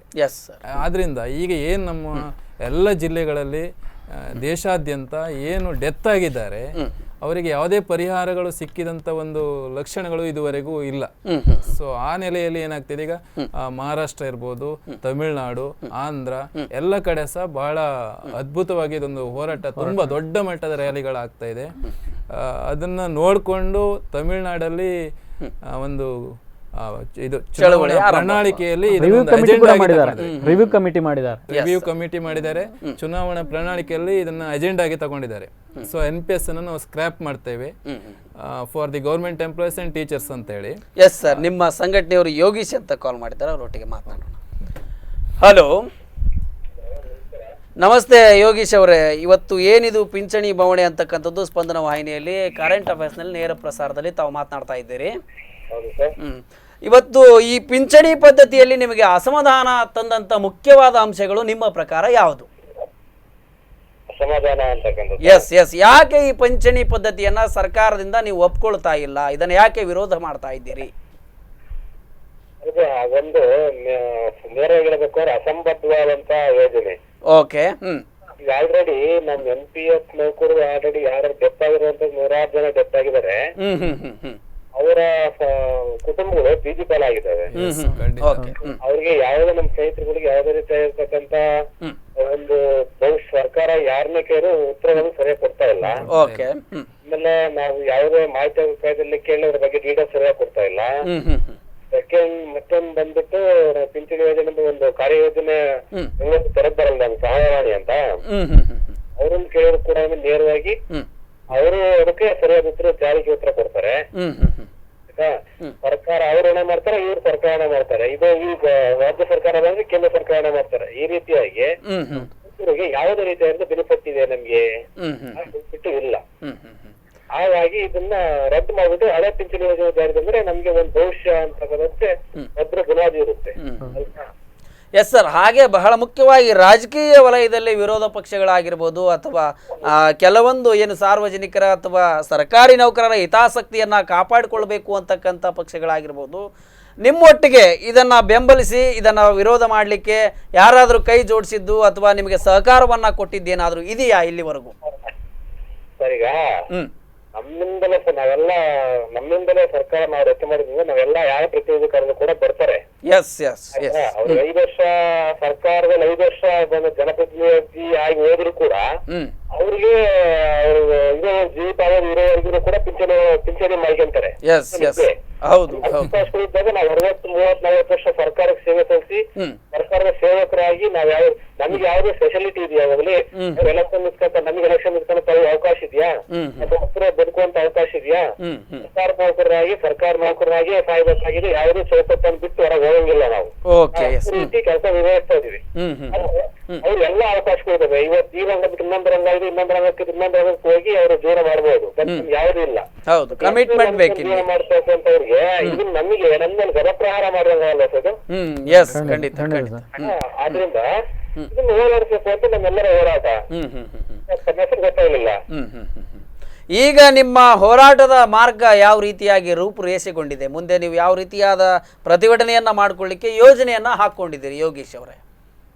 ಸರ್, ಇಲ್ಲಿ ಆಂಕರ್ ಕಮಲ್ ಅವ್ರ ಹತ್ರ ಮಾತಾಡ್ತಿದ್ದೀನ ಅಥವಾ ಅಧ್ಯಕ್ಷ? ಎಸ್, ಕಮಲ್ ನಯನ್ ಸರ್, ನೀವು ಸ್ಪಂದನ ವಾಹಿನಿಯ ನಿರೂಪಕರ ಜೊತೆ ಮಾತನಾಡ್ತಾ ಇದ್ದೀರಿ. ಸರ್, ಅಧ್ಯಕ್ಷ ಇಲ್ವಾ? ಇದ್ದಾರೆ ಹೇಳಿ. ಅವ್ರ ಹತ್ರ ಮಾತಾಡ್ಬೇಕಿತ್ತು. ಖಂಡಿತ ಮಾತಾಡಿ, ಇದ್ದಾರೆ, ಕೇಳಿಸ್ಕೊಳ್ತಾ ಇದ್ದಾರೆ. ಹೇಳಿ. ಹೌದು ಸರ್, ನಮಸ್ಕಾರ. ನಮಸ್ತೆ ಸರ್. ಸರ್, ನಾವು ಚಿತ್ರದುರ್ಗ ಡಿಸ್ಟಿಕ್ ವಸ್ತ್ರಗಾರ ತಾಲೂಕಿನ ಯೋಗೇಶ್ ಅಂತ. ಓಕೆ ಸರ್, ನಮಸ್ತೆ. ನಮ್ಮ ಸ್ನೇಹಿತರು ವಾಟ್ಸಪ್ ಅಲ್ಲಿ ಮೆಸೇಜ್ ಕಳಿಸಿದ್ರು, ಅದ್ ನೋಡ್ಬಿಟ್ಟು ಫೋನ್ ಮಾಡಿದೆ. ಓಕೆ ಸರ್, ಹೇಳಿ ಸರ್. ಸರ್, ಇಲ್ಲಿ ನಾನು ನಿಮ್ಮಲ್ಲಿ ಮುಖ್ಯವಾದ ಒಂದು ಪ್ರಶ್ನೆ ಕೇಳಬೇಕಾಗಿದೆ. ಹೇಳಿ ಸರ್. ಸರ್, ನಾವೆಲ್ಲರೂ NPS ನೌಕರರು. ಹೌದು, ನಮ್ಮೆಲ್ಲರ ಗುರಿ ಉದ್ದೇಶ ಕೂಡ ಒಂದೇ. ಹೌದು. ನಾವೆಲ್ಲರೂ ಒಂದೇ ಸೂರ್ಯಡಿ ಕೂತ್ಕೊಂಡು ನಾವೆಲ್ಲ ಒಂದೇ ರೀತಿಯಾಗಿರ್ತಕ್ಕಂಥ ಮಾರ್ಗದರ್ಶನ, ಒಂದೇ ರೀತಿಯಾಗಿರ್ತಕ್ಕಂಥ ಒಂದು ಹೋರಾಟ ಮನೋಭಾವದಿಂದ ಹೋಗ್ತಕ್ಕಂಥ ನಮ್ಮೆಲ್ಲರ ಅಭಿಪ್ರಾಯ ಒಳ್ಳೇದು ಒಂದು ಅನ್ಸುತ್ತೆ. ಖಂಡಿತ. ಹೌದಲ್ಲ ಸರ್? ಖಂಡಿತ. ಈ ವಿಚಾರದಲ್ಲಿ ನಾನು ಯಾಕೆ ಈ ಪ್ರಶ್ನೆ ನಿಮ್ಮ ಹತ್ರ ಕೇಳಿದೆ ಅಂದ್ರೆ, ನಮ್ಮ ಕರ್ನಾಟಕ ರಾಜ್ಯದಲ್ಲೇ ಎರಡು ಮಾರ್ಗವಾಗಿ ಈ ಪಿಂಚಣಿ ಯೋಜನೆ ಹೋರಾಟ ಮಾಡ್ತಕ್ಕಂಥ ಎರಡು ಸಂಘಗಳು ಉತ್ಕೊಂಡಿದ್ದಾವೆ ಅಂತ ನಿಮ್ಗೆ ಬಂದಿದೆ ಅಂತ ಅನ್ಕೊಂಡಿದ್ದೀನಿ ನಾನು. ಹೇಳಿ ಸರ್. ಆದ್ರಿಂದ ಎಲ್ಲ ಒಟ್ಟಿಗೆ ಒಳಿತು ಅಂತ ನನ್ನ ಭಾವನೆ. ಖಂಡಿತ ಸರ್. ಏನಾಗಿದೆ ಅಂತ ಹೇಳಿದ್ರೆ, ಇದು 10 ವರ್ಷದ ಒಂದು ಏನು ಯೋಜನೆ ಬಂದಿದೆ, ಯಾವುದೇ ಸಂಘಟನೆಗಳು ಇದಕ್ಕೆ ಧ್ವನಿಯನ್ನು ಎತ್ತಿರಲಿಲ್ಲ. ಈಗ ಏನಾಗಿದೆ ಅಂತ ಹೇಳಿದ್ರೆ, ನಮ್ಮ ಸಂಘಟನೆ ಬಹಳ ಬಲವಾಗಿ ಧ್ವನಿ ಎತ್ತಲಿಕ್ಕೆ ಪ್ರಾರಂಭಿಸಿದ ನಂತರ ಕೆಲವೊಂದು ಪಟ್ಟಭದ್ರ ಹಿತಾಸಕ್ತಿಗಳು ಈ ಒಂದು ಸಂಘಟನೆಯನ್ನ ದಾರಿ ತಪ್ಪಿಸೋ ದಿಕ್ಕಿನಲ್ಲಿ ಆ ರೀತಿ ಯೋಜನೆಗಳನ್ನು ಮಾಡಿದ್ದಾರೆ. ಆದರೆ ಅವರಿಂದ ಯಾವುದೇ ಒಂದು ಹೋರಾಟದ ಕಿಚ್ಚು ಇದುವರೆಗೂ ಸಹ ನಾವು ನೋಡಿಲ್ಲ. ಅದಕ್ಕೆ ಏನ್ ರಾಜ್ಯಾಧ್ಯಕ್ಷ ಅಂತ ಏನು ಪತ್ರಿಕೆಯಲ್ಲಿ ಪ್ರಕಟಿಸ್ಕೊಂತಿದಾರೋ, ಹೌದು, ಆ ಎರಡು ಸಂಘದ ರಾಜ್ಯಾಧ್ಯಕ್ಷರೊಂದಿಗೆ ನಾನು ನೇರ ಫೋನ್ ಅಲ್ಲಿ ಕಾಂಟ್ಯಾಕ್ಟ್ ಮಾಡಿ ಮಾತಾಡಿದ್ದೀನಿ ನಾನು. ಯೋಗೇಶ್ ಅವರೇ, ಹೇಳಿ ಸರ್. ನಿಮ್ಮ ಚರ್ಚೆಗಳನ್ನ ನಿಮ್ಮ ಸಭೆಗಳಲ್ಲಿ ಮಾಡಿ, ಈಗ ನೀವು ಸಲಹೆ, ಸಾರ್ವಜನಿಕ ಮಟ್ಟದಲ್ಲಿ ಸಲಹೆ ಏನು ಕೊಡ್ಲಿಕ್ಕೆ ಹೇಳ್ತೀರಿ ಅದನ್ನ ಹೇಳಿ. ನೀವು ಯಾವ ರೀತಿಯಾಗಿ ಮುಂದೆ ಪ್ರತಿಭಟನೆಯ ಮಾರ್ಗವನ್ನು ಮಾಡ್ಕೊಳ್ಳಿಕ್ಕಿದ್ದೀರಿ? ಅವರು ಇನ್ನಷ್ಟು ವಿಚಾರಗಳನ್ನ ನಮ್ಮೊಟ್ಟಿಗೆ ಹಂಚಿಕೊಳ್ತಾರೆ. ಎಸ್, ಮುಂದಿನ ದಿನದಲ್ಲಿ ನೀವು ನಿಮ್ಮ ಪ್ರಕಾರ ಯಾವ ರೀತಿಯ ಹೋರಾಟದ ಮಾರ್ಗ ಮಾಡಬಹುದು ಅಂತ ಹೇಳ್ತೀರಿ, ಅದನ್ನು ಹೇಳಲಿಕ್ಕೆ ನಿಮ್ಗೆ ಅವಕಾಶವಿದೆ. ಕಾನೂನಾತ್ಮಕವಾದಂತ ಹೋರಾಟಗಳು ಯಾವ ಇದಾವೆ ಅಂತ ಹೇಳ್ಬಿಟ್ಟು ನಾವು ಅವ್ರನ್ನ ಕಾನೂನಾತ್ಮಕವಾಗಿ ಫಸ್ಟ್ ಹೋರಾಟ ಮಾಡ್ಬೇಕು ಅಂತ ಅವ್ರ ಬಗ್ಗೆ ಪ್ರಯತ್ನ ಮಾಡಕ್ ಮಾಡಿದ್ವಿ. ಅದಕ್ಕೆ ಯಾವುದೇ ಮಾರ್ಗಗಳಿದಾವೆ ಅಂತ ಹೇಳ್ಬಿಟ್ಟು ಅದನ್ನ ನಾವು ಕಾನೂನು ತಜ್ಞರೊಂದಿಗೆ ಚರ್ಚೆ ಮಾಡಿ ರಾಜ್ಯದ ಎಲ್ಲಾ ಸಂಘದ ಎಲ್ಲಾ ಪ್ರತಿನಿಧಿಗಳನ್ನು ಆಹ್ವಾನಿಸಿ ಒಂದೇ ಸೂರ್ಯಡೆ ಕೂತ್ಕೊಂಡು ನಾವು ಯಾವುದೇ ರೀತಿ ಇರ್ತಕ್ಕಂಥ ಸಮಸ್ಯೆಗಳನ್ನೆಲ್ಲ ಯಾವುದೇ ಸಣ್ಣ ಪುಟ್ಟ ವಿನಾಯಕರವರನ್ನ ಬದಿಗೊತ್ತಿ ನಮ್ಮ ಹೋರಾಟದ ರೂಪರೇಷೆಯನ್ನ ಎಲ್ಲ ಜನಪ್ರತಿನಿಧಿಗಳೊಂದಿಗೆ ಮತ್ತು ರಾಜ್ಯ ಸರ್ಕಾರಿ ನೌಕರು ಮತ್ತು ರಾಜ್ಯ ಪ್ರಾಥಮಿಕ ಶಾಲಾ ನೌಕರರು ಎಲ್ಲರನ್ನ ಒಗ್ಗೂಡಿಸಿದ್ದಾರೆ. NPS ಅಂತ ಅಲ್ಲದೆ ಇದಕ್ಕೆ ಒಳಪಡುವಂತ ನೌಕರರನ್ನು ಕೂಡ ನಾವು ಸಹಕಾರ ಪಡ್ಕೊಂಡು, ಯಾಕಂದ್ರೆ ನಾವು ಆಲ್ರೆಡಿ ಸರ್ಕಾರಿ ನೌಕರು ಅಂತ ಹೇಳ್ಬಿಟ್ಟು ಇದೀವಲ್ಲ, ಒಳಪಡುವಂತ ನೌಕರರ ಸಂಘದಲ್ಲಿ ಇದೀವಿ, ಒಳಪಡದೇ ಇರ್ತಕ್ಕಂಥ ನೌಕರ ಸಂಘದಲ್ಲಿ ಕೂಡ ನಾವು ಆಲ್ರೆಡಿ ಸದಸ್ಯತ್ವ ಪಡ್ಕೊಂಡಿದೀವಿ. S sir, S. ನಮಗೆ ಸಮಸ್ಯೆ ಆಗ್ತೈತೆ ಅಂದ್ರೆ ರಾಜ್ಯ ಸರ್ಕಾರ ನೌಕರರ ಸಂಘನೂ ಕೂಡ ನಾವು ಬೆಂಬಲಿಸಬೇಕು. ಖಂಡಿತ ಎಲ್ಲ ಸಂಘಗಳ ನಮ್ಮ ಬೆಂಬಲ ಇದೆ. ಖಂಡಿತ ಯೋಗೇಶ್ ರವರೇ, ಆ ಬೆಂಬಲ ಪಡ್ಕೊಂಡು ಅವರೆಲ್ಲರ ಒಟ್ಟಿಗೆ ನಾವೆಲ್ಲ ರಾಜ್ಯ ಸರ್ಕಾರ ನೌಕರರಾಗಿರ್ಬೋದು ಎಲ್ಲರೂ ಕೂಡ ಒಟ್ಟಿಗೆ ನಾವು ಹೋಗಿ ಸರ್ಕಾರದ ಒತ್ತಡ ತಂದು ನಾವು ನಮ್ಮ ಒಂದು ಹೋರಾಟವನ್ನ ಉಪದೇಶ ಮಾಡ್ಕೋಬೇಕು ಅಂತ ಹೇಳ್ಬಿಟ್ಟು ನಾವೆಲ್ಲರ ಒಂದು ಓಕೆ ಯೋಗೇಶ್ ಅವರೇ, ನಿಮ್ಮ ಹೋರಾಟಕ್ಕೆ ಒಳ್ಳೆ ಫಲ ಸಿಗಲಿ, ಸಕ್ಸಸ್ ಆಗಲಿ ಅಂತ ನಾವು ಕೂಡ ಸದಾಶಯ ವ್ಯಕ್ತಪಡಿಸ್ತೇವೆ. ಧನ್ಯವಾದಗಳು ಕರೆ ಮಾಡಿದ್ದಕ್ಕಾಗಿ. ಎಸ್, ನಿಮ್ಮ ಸಂಘಟನೆಯ ಯೋಗೀಶ್ ಅವರು ಕೂಡ ಕರೆ ಮಾಡಿ ಒಂದು ಸದಾಶಯ ವ್ಯಕ್ತಪಡಿಸಿದ್ದಾರೆ. ಮುಂದಿನ ದಿನಗಳಲ್ಲಿ ಉತ್ತಮವಾದಂಥ ಪ್ರತಿಭಟನೆಯ ಹಾದಿಯನ್ನು ನಾವು ರೂಪುರೇಷೆ ಮಾಡ್ಕೊಳ್ತಾ ಇದ್ದೀವಿ ಅಂತ. ಅವರ ಹಾದಿಯಲ್ಲಿ ಯೋಚನೆ ಮಾಡೋದಾದ್ರೂ ಸಹ ನೀವೆಲ್ಲ ಒಗ್ಗಟ್ಟಾಗಿ ಮಾಡಿದರೆ, ಯಾಕಂದರೆ ಸರ್ಕಾರಿ ನೌಕರ ಸಂಘಟನೆಗಳು ಸ್ವಲ್ಪ ಸ್ಟ್ರಾಂಗ್ ಅಂತಕ್ಕಂಥದ್ದು ಅಲ್ಲಿ ಇಲ್ಲಿ ಕೇಳಿ ಬರೋ ಮಾತು, ಬೇಗ ಕೆಲಸ ಆಗ್ತದೆ ಅಂತಕ್ಕಂಥದ್ದು. ಆದರೆ ಇದು ಯಾಕೆ ಸ್ವಲ್ಪ ನಾನು ಏನು ಹೇಳಲಿಕ್ಕೆ ಇಷ್ಟಪಡ್ತೇನೆ ಅಂದರೆ, ಈಗ ಈ ಯೋಜನೆಯನ್ನು ಜಾರಿಗೆ ತರುವಾಗ ದೊಡ್ಡ ಇನ್ನೊಂದು ಪೇಪರಲ್ಲಿ ಸರ್ಕಾರಿ ನೌಕರರು ರಿಟೈರ್ಡ್ ಆಗುವಾಗ ನಿವೃತ್ತಿ ಆಗುವಾಗ ಕೋಟ್ಯಾಧೀಶರು ಅನ್ನೋ ಒಂದು ಶೀರ್ಷಿಕೆಯನ್ನು ತಗೊಂಡು ಇದು ಮಾಡಿದ್ದಾರೆ. ಅದನ್ನ ಈಗ ಯಾರಿಗೂ ಸಂತೋಷ ತಾನೆ, ಮುಂದೆ ಏನಾಗ್ತದೆ ಅಂತ ಗೊತ್ತಿಲ್ಲ. ಆ ರೀತಿಯಲ್ಲಿ ಒಂದು ಒಳಿತ ಆಗ್ಬೋದು ಅಂತ ಯೋಚನೆ ಮಾಡಿದ್ರು. ಆ ಒಳಿತು ಏನು ಅಂತ ಈಗ ಗೊತ್ತಾಗ್ತಾ ಬಂದಿದೆ, ಈಗಾಗಲೇ ಗೊತ್ತಾಗಿದೆ ಆಲ್ರೆಡಿ. ಹಾಗಾಗಿ ಈ ತೀವ್ರವಾದ ಹೋರಾಟ ನಡೀತಿರೋದು ಆ ಕಾರಣಕ್ಕೋಸ್ಕರವಾಗಿ, ತೀವ್ರವಾದ ಹೋರಾಟ ನಡೀತಿರೋದೇ ಆ ಕಾರಣಕ್ಕೋಸ್ಕರವಾಗಿ. ತೊಂದರೆ ಆಗಿರುವಂತದ್ದು ಗೊತ್ತಿರೋದು ಯಾವಾಗ ಅಂತ ಹೇಳಿದ್ರೆ ನಮ್ಗೀಗ ಡೆತ್ ಆದ ನಂತರ ಮತ್ತೆ ಏನು ರಿಟೈರ್ಡ್ ಆಗಿದ್ದಾರೆ ಅವರು ಅನುಭವಿಸ್ತಿರೋ ಕಷ್ಟಗಳನ್ನ ನೋಡಿದ್ರೆ ನಿಜವಾಗಿಯೂ ಸರ್ಕಾರಿ ಏನು ಅವರಿಗೆ ಬೇಡ ಹೇಳ್ತಾರೆ. ಅವರ ಹೆಂಡತಿ ಮಕ್ಕಳನ್ನ ನಾವು ಭೇಟಿ ಮಾಡಿದಾಗ ಬೇಡ ಹೇಳ್ತಾರೆ. ಸೊ ಆ ನಿಟ್ಟಿನಲ್ಲಿ ಈಗ ಏನಾಗ್ತಿದೆ ಅಂತ ಹೇಳಿದ್ರೆ ಅದು ಇನ್ನು ಮುಂದಿನ ಈಗ ಇದಕ್ಕೆ ನಾವು ಸಪೋರ್ಟ್ ಯಾಕೆ ಕೇಳ್ತೀವಿ ಅಂತ ಹೇಳಿದ್ರೆ, ಯಾರು ಸಾರ್ವಜನಿಕರಿದ್ದಾರೆ ಅವರದ್ದು ಮಕ್ಕಳು ಅಥವಾ ಅವ್ರ ರಿಲೇಟಿವ್ಸ್ ಅಥವಾ ಜನಪ್ರತಿನಿಧಿಗಳು ಇರ್ಬೋದು, ಅವ್ರದ್ದು ರಿಲೇಟಿವ್ಸ್ ನೆಕ್ಸ್ಟ್ ಗವರ್ಮೆಂಟ್ ಎಂಪ್ಲಾಯೀಸ್ ಆದ್ರೆ ಅವರಿಗೂ ಸಹ ಇದೇ ಒಂದು ಪರಿಸ್ಥಿತಿ ಆಗ್ತದೆ. ಆದ್ರಿಂದ ಇದು ಯಾರಿಗೂ ತಪ್ಪಿದ್ದಲ್ಲ. ಈಗ ನಾವು 2006 ನಂತರ 1.5 ಲಕ್ಷ ಇದ್ದೇವೆ, ಸುಮಾರು 1.5 ಲಕ್ಷ ಇದ್ದೇವೆ. ಇನ್ನು 4 ವರ್ಷ ಹೋದ್ರೆ ಇದು 5 ಲಕ್ಷ ಆಗ್ತದೆ, 10 ಲಕ್ಷ ಆಗ್ತದೆ, ಪೂರ್ತಿ NPS ಮಯ ಆಗ್ತದೆ. NPS ಮಯ ಆದ್ರೆ ಖಂಡಿತವಾಗ್ಲೂ ಆ ಹಣ ಎನ್ನುವಂಥದ್ದು ಎಲ್ಲಿ ಕೊಲ್ಯಾಪ್ಸ್ ಆಗ್ತದೆ, ಅದು ಕೇಳುವರೇ ಇಲ್ಲ ಆಗ್ತದೆ. ಸೊ ಆ ಪರಿಸ್ಥಿತಿ ಬರಬಾರ್ದು ಅಂತ ಏನು ಸರ್ಕಾರಿ ನೌಕರಿಗೆ ಸರ್ವೋಚ್ಚ ನ್ಯಾಯಾಲಯದ ನಿರ್ದೇಶನ ಪ್ರಕಾರ ಕೊಡಬೇಕಾದಂತ ಒಂದು ಏನು ವೇತನ ಅಂದ್ರೆ ಸರ್ವಿಸ್ ನಲ್ಲಿ ಸಂಬಳ ಕಡಿಮೆ ಕೊಡ್ತಾರೆ, ಆ ಕಡಿಮೆ ಸಂಬಳವನ್ನ ಸರಿದೂಗಿಸುವ ನಿಟ್ಟಿನಲ್ಲಿ ನಿವೃತ್ತಿಯ ನಂತರ ಸಂಧ್ಯಾ ಕಾಲದ ಭದ್ರತೆಗಾಗಿ ಕೊಡುವಂತದ್ದು. ಆದ್ರಿಂದ ಸರ್ಕಾರ ನೌಕರಿ ಎನ್ನುವಂತದ್ದು 2 ಪಾಯಿಂಟ್ ಅನ್ನ ಒಳಗೊಂಡಿರ್ತದೆ. ಒಂದು ವೃತ್ತಿ ಭದ್ರತೆ, ಇನ್ನೊಂದು ಸಂಧ್ಯಾ ಕಾಲದ ಜೀವನ ಭದ್ರತೆ. ಆ 2 ಭದ್ರತೆಗಾಗಿ ಸರ್ಕಾರಿ ನೌಕರಿಗೆ ಬರ್ತಾರೆ. ಇಲ್ಲಾಂದ್ರೆ ಈ ಕಾಂಪಿಟೇಟಿವ್ ಫೀಲ್ಡ್ ನಲ್ಲಿ ಯಂಗ್ಸ್ಟರ್ಸ್ ಮಂತ್ಲಿ ಈಗ ಬೇರೆ ಬೇರೆ ಫೀಲ್ಡ್ ಅಲ್ಲಿ ಹೋದ್ರೆ ಬೇಕಾದಷ್ಟು ಅವಕಾಶಗಳೇನು ಅದೆಲ್ಲ ಬದಿಗಿಟ್ಟು ಈ ಒಂದು ಸರ್ಕಾರಿ ನೌಕರಿಗೆ ಬರ್ತೇವೆ. ಆದ್ರೂ ಕೂಡ ಇದು ಕೂಡ ಇಲ್ಲಿ ಕಳೆದು ಹೋಗ್ತಾ ಇದೆ. ಮುಂದಿನ ಜೀವನ 60 ವರ್ಷದ ನಂತರ ಏನಾಗ್ತದೆ ಅಂತ ಹೇಳಲಿಕ್ಕೆ ಸಾಧ್ಯ ಇಲ್ಲ. ಯಾಕಂದ್ರೆ ಅಷ್ಟರೊಳಗೆ ಏನಾದ್ರೂ ಸರ್ಕಾರಿ ನೌಕರು ಉಳಿತಾಯ ಮಾಡ್ಕೊಳ್ಲಿಕ್ಕೆ ರಿಟೈರ್ಡ್ ಆಗೋಗ್ಲಿಕ್ಕೆ ಸಾಧ್ಯ ಇದ್ರೆ ಮಾತ್ರ ಅವರ ಬದುಕು ಭದ್ರವಾಗಿರ್ತದೆ. ಇಲ್ಲದ್ರೆ ಈ ವ್ಯವಸ್ಥೆಯಲ್ಲಂತೂ ಖಂಡಿತವಾಗಿ ಅವರ ಬದುಕು ಭದ್ರವಾಗ್ಲಿಕ್ಕೆ ಸಾಧ್ಯವೇ. ಅವರು ಹೊಸದಾಗಿ ಏನು ಕೊಡೋದು ಬೇಡ, ಏನು ಹಳೆ ಇತ್ತು ಅದನ್ನೇ ಮುಂದುವರಿಸಲಿ ಸಾಕು, ಆ ವ್ಯವಸ್ಥೆಯನ್ನ ಮುಂದುವರ್ಸ್ಕೊಂಡು ಹೋಗ್ಲಿ. ಖಂಡಿತವಾಗಿಯೂ ಅದು ಬಿಟ್ಟು ಇವರು ಹೊಸ ಪದ್ಧತಿಯನ್ನ ತಂದು ಸರ್ಕಾರಿ ನೌಕರ ಹಿತಾಸಕ್ತಿ ಮಾರಕವಾಗುವಂತ ಪದ್ಧತಿಯನ್ನ ಕೈ ಬಿಡಬೇಕು ನಮ್ಮ ಒಂದು ಆಗ್ರಹ ಆಗಿರ್ತದೆ. ಈಗ ಒಟ್ಟು ಕರ್ನಾಟಕದಲ್ಲಿ 1.5 ಲಕ್ಷ 1,51,565 ಜನ ಈಗ ಮೊನ್ನೆ 2006 ನಂತರ. ಯಾಕೆ ಈ ಸರ್ಕಾರ 2006 ನಂತರ ನೇಮಕವಾದವರಿಗೆ ಮಾತ್ರ ಈ ಯೋಜನೆಯನ್ನ, ಈ ಸ್ಕೀಮ್ ಅನ್ನ ಅಪ್ಲೈ ಮಾಡ್ತು ಅಂತ? ಅದು ಆ ಟೈಮಲ್ಲಿ ಒಂದು ಹೊಸ ಯೋಜನೆ ಬಂದದ್ದು, IMF ನ ಅದು ಆವಾಗ ತಾನೇ ನಿರ್ಧಾರವಾಗಿರ್ತಕ್ಕಂಥ ಅದು ಅಲ್ಲಿಂದ ಮುಂದೆ ಬರ್ತಕ್ಕಂಥವ್ರಿಗೆ ಮಾತ್ರ ಹೇಳಿದಾಗೆ ಕೆಟ್ಟ ಆರ್ಥಿಕ ತಜ್ಞರು ಬಂದ್ಬಿಟ್ಟು ಆ ಒಂದು ಇದನ್ನ ಸರ್ಕಾರಕ್ಕೆ ಅದೇ ಅನ್ಸುದು. ಯಾಕಂದ್ರೆ ನಾವೀಗ ಸರ್ಕಾರ ದೂಷಣೆ ಮಾಡ್ಲಿಕ್ಕೆ ಆಗುದಿಲ್ಲ. ಸರ್ಕಾರದ ಮಾಡ್ಬೇಕಿದ್ರು ಅದಕ್ಕೆ ಯಾರೋ ನಿರ್ದೇಶನ ಖಂಡಿತ ಅವರು ಕೂತ್ಕೊಂಡು ಅವರಿಗೆ ಇದು ಏನು ಗೊತ್ತಿಲ್ಲ. ಈಗ ಎಷ್ಟೋ ಜನರ ಕಣ್ಣೀರು ಅವ್ರಿಗೆ ಗೊತ್ತಿಲ್ಲ, ಅವ್ರು ನಿರ್ದೇಶನ ಕೊಟ್ಟು ಸರ್ಕಾರದ ಕಾರ್ಯದರ್ಶಿ ಮೂಲಕ ಆ ಬಿಲ್ ಅನ್ನು ಪಾಸ್ ಮಾಡಿದೆ. ಸೊ ಅದು ಏನಾಗಿದೆ, 2004ರಲ್ಲಿ ಸೆಂಟ್ರಲ್ ಗವರ್ಮೆಂಟ್ ಮತ್ತೆ 2006ರಲ್ಲಿ ನಮ್ಮ ಸ್ಟೇಟ್ ಗವರ್ಮೆಂಟ್ಗೆ ಅಪ್ಲೈ ಆಯ್ತು.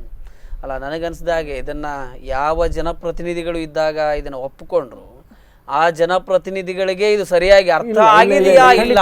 ಖಂಡಿತ ಅರ್ಥ ಆಗಿಲ್ಲ. ಅಂದ್ರೆ ನಾವು ಯಾವಾಗ ಈ ಹೋರಾಟಕ್ಕೆ ಚಾಲನೆಯನ್ನು ಕೊಟ್ಟಿದ್ದೇವೆ, ಯಾರನ್ನ ನಾವು ಅವರನ್ನ ರೀಚ್ ಮಾಡಿದ್ರು ಸಹ ಅವರಿಗೆ NPS ಅಂದ್ರೆ ಏನು ಅಂತ ಗೊತ್ತಿಲ್ಲ. NPS ಅಂದ್ರೆ ಏನು ಅಂತ ಕೇಳ್ತಾರೆ, ಈ ತರ ಸಿಸ್ಟಮ್ ಇದೆಯಾ ಕೇಳ್ತಾ ಇದ್ದಾರೆ. ಕೇಳಿ ನಾವು ಎಕ್ಸ್ಪ್ಲೈನ್ ಮಾಡಿದ ನಂತರ ಅವರಿಗೆ ಇದಾಗಿ ಇದನ್ನ ಅಧಿವೇಶನದಲ್ಲಿ ಕ್ವೆಶ್ಚನ್ ಸಹ ಮಾಡಿದ್ದಾರೆ. ನಾವು ಚರ್ಚೆಯನ್ನು ಮುಂದುವರಿಸೋಣ. ಅದಕ್ಕಿಂತ ಮುಂಚೆ ಒಂದು ಚಿಕ್ಕ ಬ್ರೇಕ್ ತೆಗೆದುಕೊಳ್ಳೋಣ. ವೀಕ್ಷಕರೇ, ಏನಿದು ಪಿಂಚಣಿ ಬವಣೆ ಅಂತಕ್ಕಂಥ ಶೀರ್ಷಿಕೆ ಅಡಿಯಲ್ಲಿ ಇವತ್ತು ಒಂದು ವಿಶೇಷ ಚರ್ಚಾ ಕಾರ್ಯಕ್ರಮವನ್ನು ಮಾಡ್ತಾ ಇದ್ದೇವೆ. ಈ ಕಾರ್ಯಕ್ರಮದಲ್ಲಿ ಇನ್ನಷ್ಟು ವಿಚಾರಗಳು, ಇನ್ನಷ್ಟು ಏನು ಕ್ಲಿಷ್ಟಕರಮಯವಾದಂಥ ತೊಂದರೆಗಳನ್ನು ಸರ್ಕಾರಗಳು ಇವತ್ತು ಈ ಒಂದು NPS ಅಂತಕ್ಕಂಥ ಸ್ಕೀಮ್ ನಡಿ ತಂದೊಡ್ಡಿದಾವೆ, ಅದು ಸರ್ಕಾರಿ ನೌಕರರಿಗೆ ಅನ್ನೋದ್ರ ಬಗ್ಗೆ ನಾವು ಚರ್ಚೆ ಮಾಡೋಣ. ಅದಕ್ಕಿಂತ ಮುಂಚೆ ಒಂದು ಚಿಕ್ಕ ಬ್ರೇಕ್.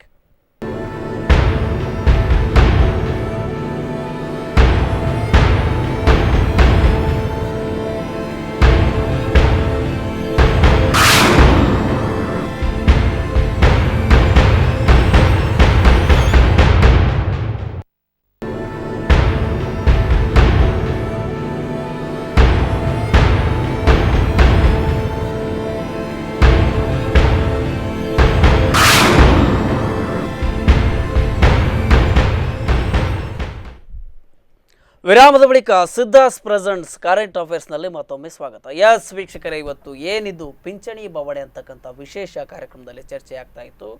ಸರ್ಕಾರಿ ನೌಕರರಿಗೆ ಸರ್ಕಾರದಿಂದ ಗೊತ್ತಿಲ್ಲದೆಯೂ ಆಗಿರ್ತಕ್ಕಂಥ ಒಂದು ದೊಡ್ಡ ಮಟ್ಟದ ತೊಂದರೆ ತೊಡಕು, ಅವರ ಪಿಂಚಣಿಯ ಬದುಕು ಏನು, ನಿವೃತ್ತಿಯ ಬದುಕಿನಲ್ಲಿ ಅವರಿಗೆ ಸಿಗಬೇಕಾದಂಥ ಗೌರವ ಧನ, ಅವರ ಒಂದು ನಿಶ್ಚಿಂತವಾದಂಥ ಜೀವನ ಆಗಬೇಕು. ಆ ಜೀವನಕ್ಕೆ ದೊಡ್ಡ ಮಟ್ಟದ ಪೆಟ್ಟನ್ನು ಕೊಡ್ತಕ್ಕಂಥ ಒಂದು ಯೋಜನೆ NPS.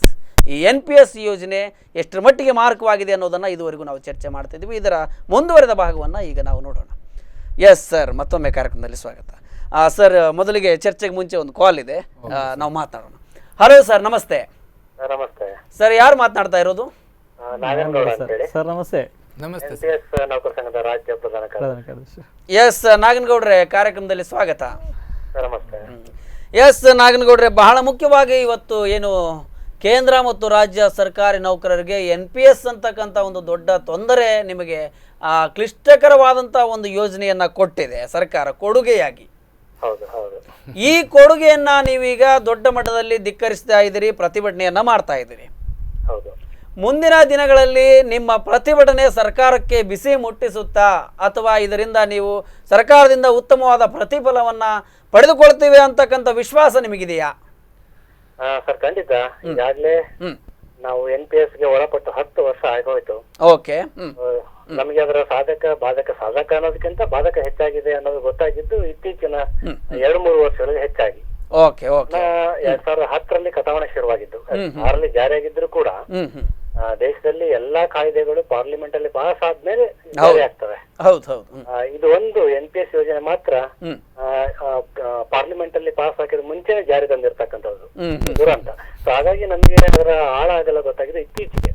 ಇದು ಚರ್ಚೆ ಆಗ್ಲಿಲ್ಲ, ಮಂಡನೆ ಆಗುವುದಕ್ಕಿಂತ ಮುಂಚೆ ಚರ್ಚೆ ಆಗಲಿಲ್ಲ. ರಾಜ್ಯಸಭೆಯಲ್ಲಿ, ಲೋಕಸಭೆಯಲ್ಲಿ ಯಾವುದೇ ಒಂದು ಸಂಬಂಧಪಟ್ಟ ಸಮಿತಿಗಳ ಒಂದು ಸಮ್ಮುಖದಲ್ಲಿ ಯಾರು ಕೂಡ ಇದನ್ನು ಚರ್ಚೆ ಮಾಡಿಲ್ಲ. ಯಾರೋ ಒಬ್ರು ಆರ್ಥಿಕ ತಜ್ಞರು ಸಲಹೆ ಕೊಟ್ಟರು, ಇದನ್ನ ತಂದು ನಿಮ್ಮ ಮೇಲೆ ಹಾಕಿದ್ರು.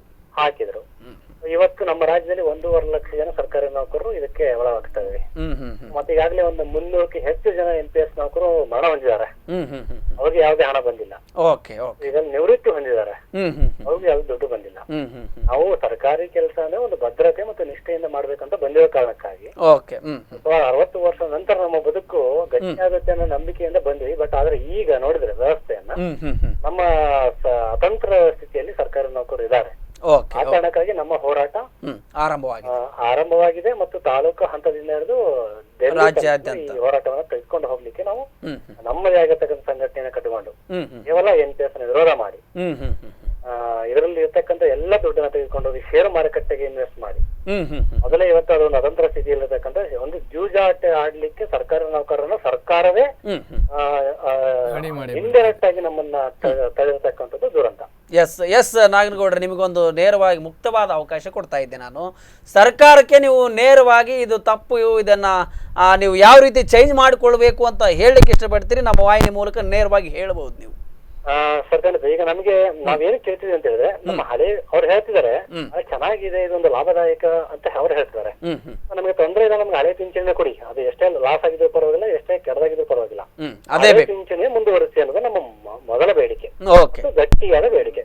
NPS ಅಲ್ಲಿ ಎಷ್ಟೇ ಲಾಭ ಇದ್ರು, ಎಷ್ಟೇ ಕೋಟಿ ಲಾಭ ಇದ್ರು ನಮಗೆ ಬೇಡ. ನಮ್ಗೆ ಹಳೆ ಪಿಂಚಣಿ ಅದೊಂದು ಭದ್ರವಾಗಿರ್ತಕ್ಕಂಥ ಯೋಜನೆ ಇದೆ. ಹಾಗಾಗಿ ಸರ್ಕಾರಿ ನೌಕರರು ಅಂದ್ರೆ ಸರ್ಕಾರಕ್ಕೂ ನಮಗೂ ಸಂಬಂಧ ಇದೆ ಅನ್ನೋ ಭಾವನೆ ಇದೆ. NPS ಅಲ್ಲಿ ಇರುವಾಗ್ಲೂ ನಮಗೂ ಸರ್ಕಾರಕ್ಕೂ ಸಂಬಂಧ ಇಲ್ಲ, ನಿವೃತ್ತಿ ಆದ್ರೂ ಸರ್ಕಾರಕ್ಕೂ ನಮಗೂ ಸಂಬಂಧ ಇಲ್ಲ, ಮತ್ತು ಮರಣ ಹೊಂದಿದ್ರೆ ಅದಕ್ಕೆ ದೇವರ ಗತಿ. ಅದಕ್ಕೆ ಇಷ್ಟು ಗೊಂದಲ ಇರೋದ್ರಿಂದ ಸರ್ಕಾರ ನಾವು ಕೇಳೋದಿಷ್ಟೇ, ನಮ್ಗೆ ಹಳೆ ಪಿಂಚಣಿಯನ್ನ ಮುಂದುವರಿಸಿ. ಈ ಹೊಸ ಪಿಂಚಣಿ ಯೋಜನೆ ನಮಗೆ ಯಾವುದೇ ರೀತಿಯಲ್ಲಿ ಒಳ್ಳೆಯ ಬೆಳವಣಿಗೆ ಅಥವಾ ಒಳ್ಳೆಯ ಮಾರ್ಗ ಇದರಲ್ಲಿ ಕಂಡು ಬರ್ತಾ ಇಲ್ಲ ಅಂತ. ಒಂದು 100 ರೂಪಾಯಿ ಆಡಿ ಮಾಡಿಸಿ ಪೋಸ್ಟ್ ಆಫೀಸ್ ಅಲ್ಲಿ ಇಷ್ಟು ಬಾಂಡ್ ಕೊಡ್ತಾರೆ. ನಾವು 30-40 ವರ್ಷ ಸರ್ಕಾರಿ ಸೇವೆ ಮಾಡಿ ನಮ್ಮ ದುಡ್ಡನ್ನ ಇನ್ವೆಸ್ಟ್ ಮಾಡಿ ಒಂದೇ ಒಂದು ಅದಕ್ಕೆ ಭದ್ರತೆ ಇಲ್ಲ ಅನ್ನೋದಾದ್ರೆ, ಒಂದು ಪ್ರಮಾಣ ಪತ್ರವನ್ನು ಕೊಡ್ಲಿಲ್ಲ, ಯಾವ್ದು ಇಲ್ಲ, ಇಷ್ಟು ಬರುತ್ತೆ ಅಂತ ಖಾತ್ರಿ ಕೊಡ್ತಕ್ಕಂತ ಯೋಜನೆ ಇದಲ್ಲ. ಮತ್ತೆ ಯಾವ ರೀತಿ ನಾವು ನಂಬಿಕೊಂಡು ನಾವು 40 ವರ್ಷ ನಮ್ಮ ಸರ್ಕಾರಿ ಸೇವೆಯನ್ನು ನಾವು ಮಾಡ್ಬೇಕು ಅಂತ ಎಲ್ಲ ಆನ್ಲೈನ್ ವ್ಯವಸ್ಥೆ ಇಟ್ಟಿದ್ದಾರೆ ಅದರಲ್ಲಿ. ಆನ್ಲೈನ್ ಎಲ್ಲ ಎಲ್ಲ ಮ್ಯಾನ್ಯುವಲ್ ಏನಿಲ್ಲ, ಎಲ್ಲ ಆನ್ಲೈನ್.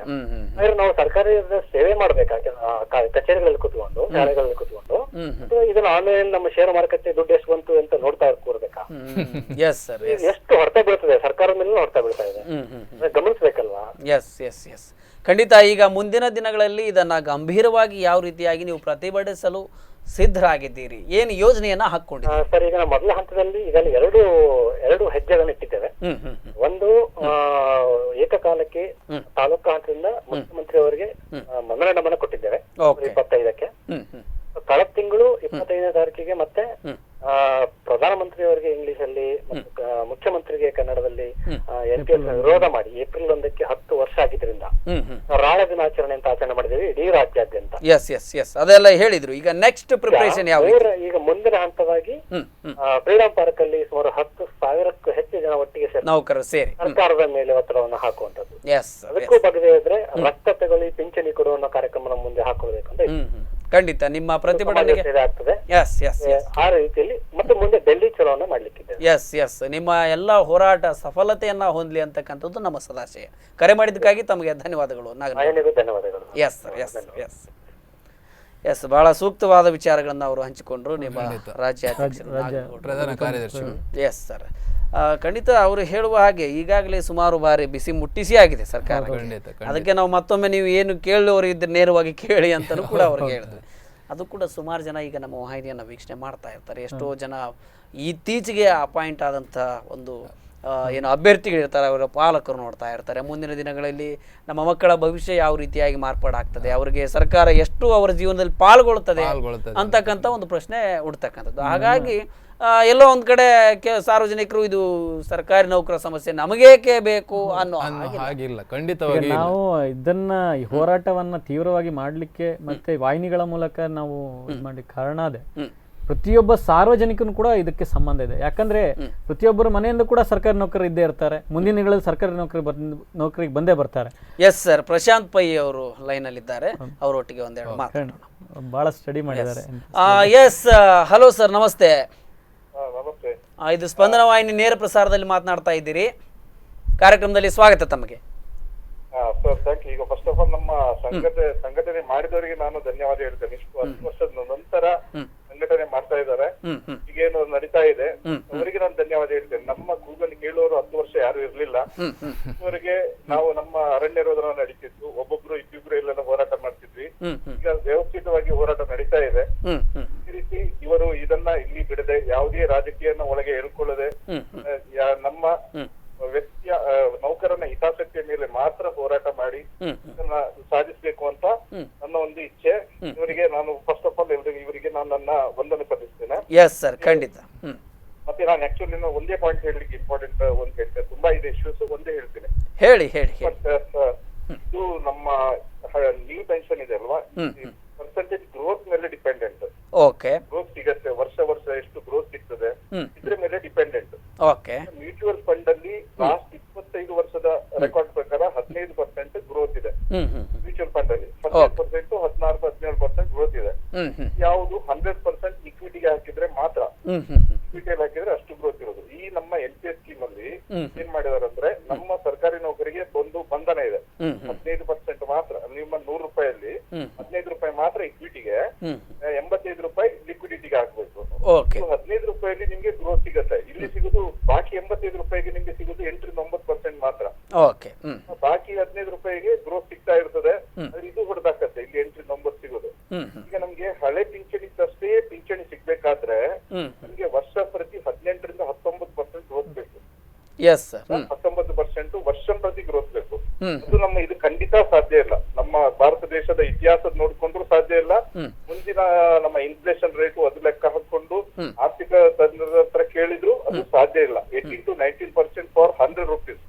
ಹಾಗಾದ್ರೆ ತುಂಬಾ ದೊಡ್ಡ ಓವರ್ ಕಾನ್ಫಿಡೆನ್ಸ್ ನಲ್ಲಿ ಈ ಯೋಜನೆಯನ್ನ ಮಾಡಿದ್ದಾರೆ. ಓವರ್ ಕಾನ್ಫಿಡೆನ್ಸ್ ಅಲ್ಲ, ನೌಕರರ ಹಿತಾಸಕ್ತಿ ಮುಖ್ಯ ಅಲ್ಲ. ಇದು ಖಾಲಿ ವ್ಯಾವಹಾರಿಕ ದೃಷ್ಟಿಯಿಂದ ಆರ್ಥಿಕ ಹೊರೆ ಆಗ್ತದೆ. ಪಿಂಚಣಿ ಕೊಡುದು ಆರ್ಥಿಕ ಹೊರೆ, ಒಂದು ದೇಶದ ಒಂದು ಚಿಂತನೆ, ನಮ್ಮ ನಾಯಕರ ಚಿಂತನೆ.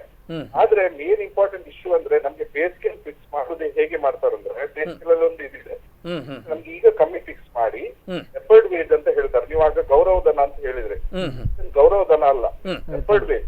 ಇದು ನಮ್ಗೆ ಕೊಡುವ ಸಂಬಳ, ನಿವೃತ್ತಿ ನಂತರ ವೇತನ. ನಿವೃತ್ತಿ ವೇತನ, ನಿವೃತ್ತಿ ವೇತನ, ನಿವೃತ್ತಿ ಗೌರವಧನ ಅಲ್ಲ, ನಿವೃತ್ತಿ ಗಿಫ್ಟ್ ಅಲ್ಲ, ನಿವೃತ್ತಿ ವೇತನ.